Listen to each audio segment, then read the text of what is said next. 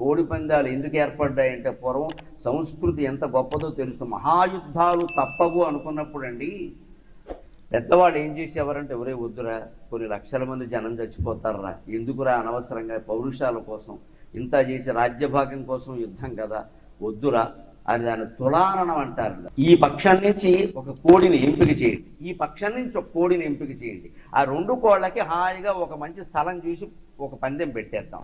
ఏ కోడి చనిపోతే వాళ్ళు ఓడిపోయినట్టు, పారిపోయినా చాలు ఓడిపోయినట్టు లెక్క, మిగిలిన వాళ్ళు గెలిచినట్లు లెక్క. కానీ అశేష జన నష్టాన్ని, లక్షల నష్టాన్ని ఆపు చేయడం కోసం, క్రీడగా యుద్ధాలు నివారించి శాంతి కోసం ఏర్పాటు చేసింది కోడి పందాలు. ఒక ఆట మీకు ప్రత్యక్ష ఉదాహరణ పల్నాటి యుద్ధం సినిమా చూడండి. మాచర్ల వారు, గురజాడ వారు శైవం వైష్ణవం పేరు మీద కూడా దెబ్బలాడుకుంటూ ఉంటే కోడి పందాలు వేశారు.